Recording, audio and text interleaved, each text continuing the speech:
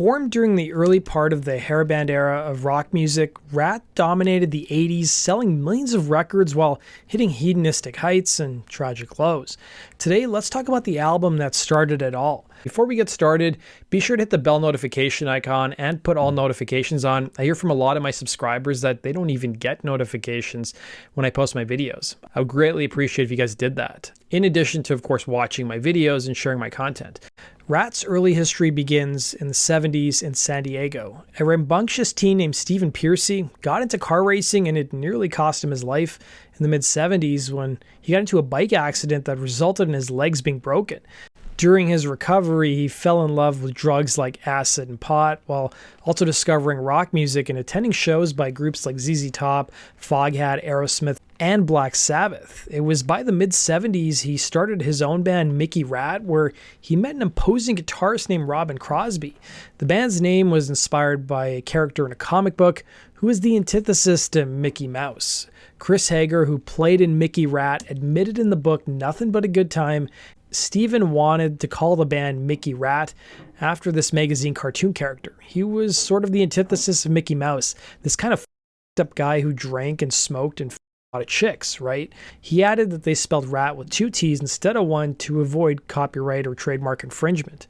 Crosby and Pearcy were doing pretty well with Mickey Ratt in San Diego, but they set their sights higher after the pair of musicians took a trip together to Los Angeles to see Van Halen play. Pearcy recalled to Louder Sound, "I used to travel up to LA and get to meet Van Halen before they got signed. I used to sit on the stage at the Whisky a Go-Go when Van Halen played in front of 18 people. I'd be pants thinking, this is crazy. I have to tell my friends. But nobody believed me that there was a new thing. I said, I'm going to LA. Stephen knew a friend in LA whose mom had a large room in her garage that the band could live and rehearse in. So Mickey Ratt now called Los Angeles their home. They stayed together for about a year and a half, playing popular LA spots like Club 88 and Madame Wong's, as well as the Starwood, and they even became the house band at Gazzarri's.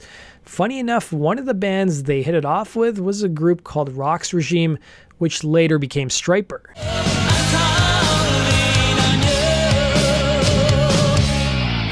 While the band was doing decent in LA, Hagar left the band as musically he just wasn't on the same page as the rest of its members.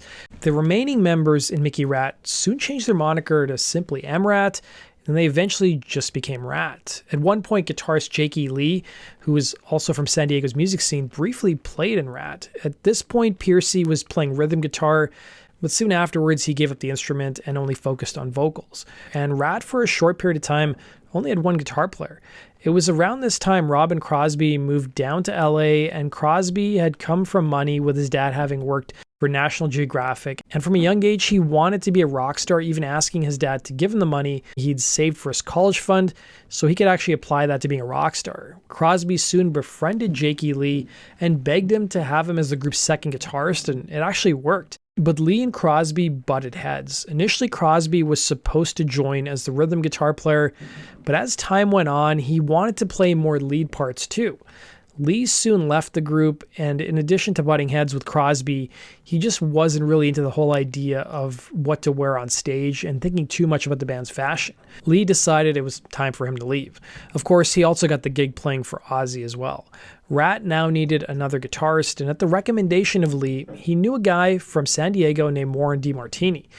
DeMartini was 19 and seriously contemplating going to college, but he was told that he needed to decide between playing with Ratt or going to college, since Ratt had some shows planned for that weekend. He soon left his college dreams, moved down to LA, and lived with Jakey Lee and his girlfriend in their apartment for the time being.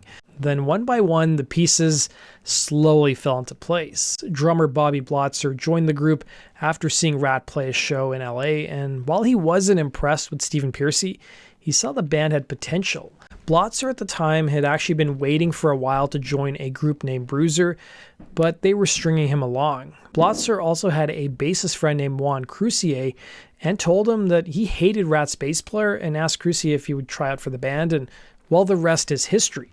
Ratt experimented with their look pretty early on, dabbling in leather, which was pretty popular in LA at the time. Pearcy told the LA Times that they all wore the same clothes that had spikes and studs, and it wasn't until everyone showed up to the same gig wearing the exact same clothes that they realized they needed a different look. The band were very deliberate in also making sure that their music didn't alienate women. Ratt referred to their early look and sound as fashion rock, while other bands were more about leather. Ratt, early in their career, shared the stage with heavy metal group Metallica. Blotzer recalled to Louder Sound, "I remember Metallica opening for us in some church in Pasadena. Metallica always had this attitude like they were better than everybody else. I didn't get their trip then. We were trying to write catchy airplay songs that still had a rough edge. They were playing the shit that we wouldn't play, but who's got the last laugh?" Ratt were always the life of the party, hosting them at a one-bedroom apartment that Pearcy had rented near the Sunset Strip, which the band dubbed Rat Mansion West. They had a good deal of women who gave the band food and drinks and whatever else they needed to survive in the early days, since the band were making about $50 a gig. Motley Crue was a huge influence on the band sprouting up in LA, as was Van Halen during this time. Pearcy talked about the scene in LA in 1982, recalling, "It was crazy. Anything went. People were fucking and pissing and partying and drinking. It was like that Doors movie, but it was in the early 80s. Apart from partying at Rat Manor West, the band, of course, also used the residents to write songs. Written Here was their breakout hit, Round and Round.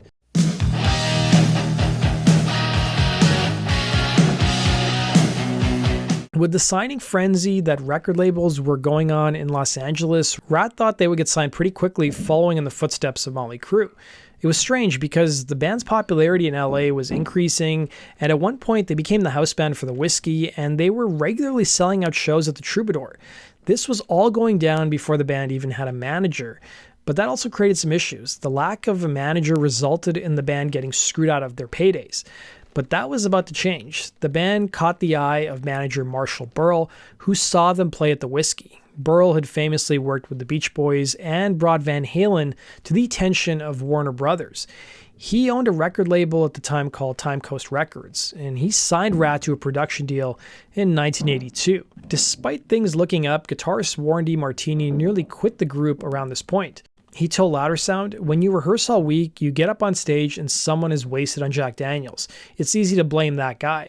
He quit the group briefly before Crosby convinced him to stay. The band's situation also proved to be difficult for bassist Juan Croucier, who was signed to Q Prime Management to play bass in Dokken. He recalled, "Q Prime had me on a small salary. I was a starving musician. It came down to deep soul searching.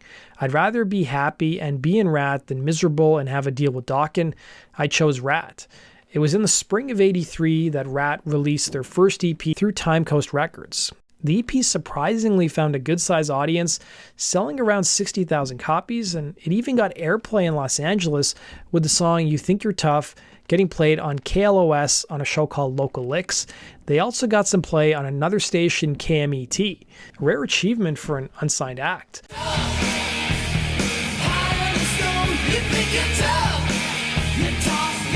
The release also found some fans in Japan and Europe as well. This led to Atlantic Records taking notice. On July 27, 1983, the band played a showcase at the Beverly Theater. The band was originally supposed to open for Lita Ford, but she pulled out at the last minute, saying she didn't want to share the same bill as the band. Regardless, the band still played the show, with Blotzer recalling, "It was one of those stories that you hear about where all the labels were backstage and they're all jockeying to get into the dressing room. Doug Morris, the president of Atlantic, made it in. We got the deal that night." But the signing was conditional. Label head Doug Morris only wanted to do the deal if producer Beau Hill agreed to produce the band, which he did. By the end of '83, Ratt began work on their first LP, Out of the Cellar. The first song the band recorded was Round and Round, the song which was said to have been the one that convinced Atlantic to sign the group.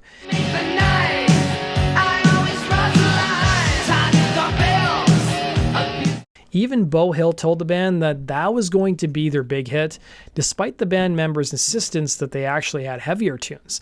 The song was written by Stephen Pearcy, Warren DeMartini, and Robert Crosby, who contributed a few parts, including the bridge. Pearcy recalled to Louder Sound, "When Beau heard Round and Round, he said, 'What's this?' We're like, 'I don't know, it's not really tight.' Beau's like, 'We're going to make it tight.' The next thing you know, it's the single." The original version of the song, which the band performed quite frequently live in 1983, didn't have the "You Put an Arrow Through My Heart" bridge. You put an arrow through my heart.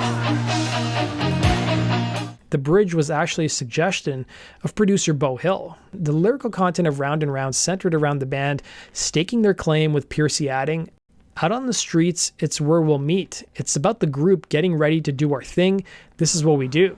Out on the streets, that's where we'll meet. You make the night. According to DeMartini, the band assembled their debut record. Then there was nothing but silence for 6 to 8 months.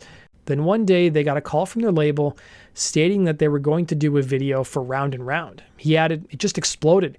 We were doing our own club tour and then we got on a national tour."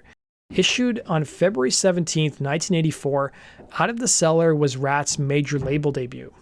On the cover was actress Tawny Kitaen, who was also known for appearances in Whitesnake's music videos, as well as appearing in the Tom Hanks film Bachelor Party in the 80s. A longtime girlfriend of Ratt guitarist Robin Crosby at the time as well. She was even the model who appeared on the band's debut EP, and the band famously threw live rats on her to capture that photo. So-called pop metal was dominating MTV by 1984, as the network was dedicating a ton of airtime to groups like Van Halen, Motley Crue, Quiet Riot, Twisted Sister, and of course Ratt. The video for Round and Round became one of the defining videos for the glam metal era. Featuring actor and comedian Milton Berle, he was the band's manager's uncle. Piercy recalled, "Milton Berle was our manager's uncle. It was quite a juxtaposition. This television legend in a bombed-out building in some condemned area of downtown LA, some place that didn't require permits." Their manager, Marshall Berle, added, "I put my uncle in the video because I thought it might get some press. Like, what the hell is he doing in a hard rock video? I had the idea for him to play 2 roles because he loved dressing up in drag, and he took over. He was telling the cameraman what to do, telling the director what to do. No, we didn't pay him."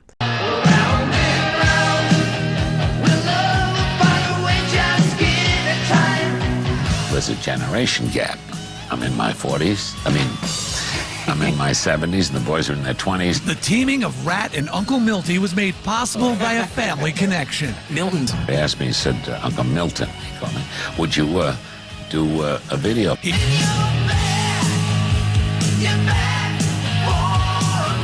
So it was fun working with this man, guys. How could it be anything else?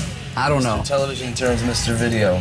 While the band had a storyboard of the video, some stuff was done right on the spot. The part where Warren DeMartini crashed through the ceiling was actually decided on the spot.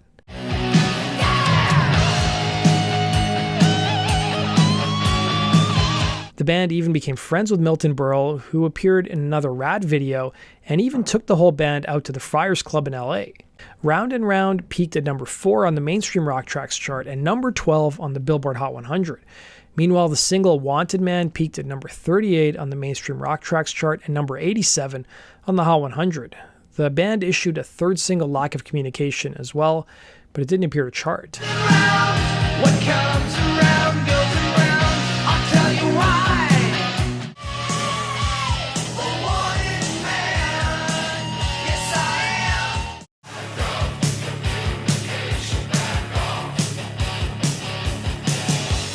The album Out of the Cellar, meanwhile, peaked at number 7 on the Billboard 200 chart and was certified 3 times platinum in the States.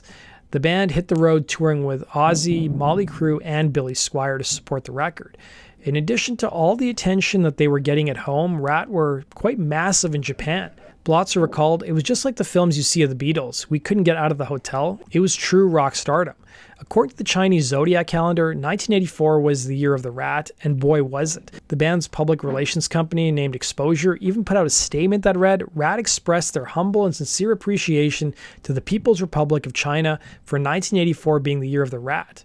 Warren DeMartini looked back at the band's success, stating, "We went from struggling to get decent bookings at LA clubs to opening for ZZ Top. But the band never let a rigid touring and promotion schedule get in the way of partying. The success of their debut album resulted in the band going to new extremes on their bus, which they would refer to as the Rolling Hilton." Piercy admitted in the book Nothing But a Good Time that their partying was so extreme, the bus got, as he put it, crabbed out and had to be fumigated.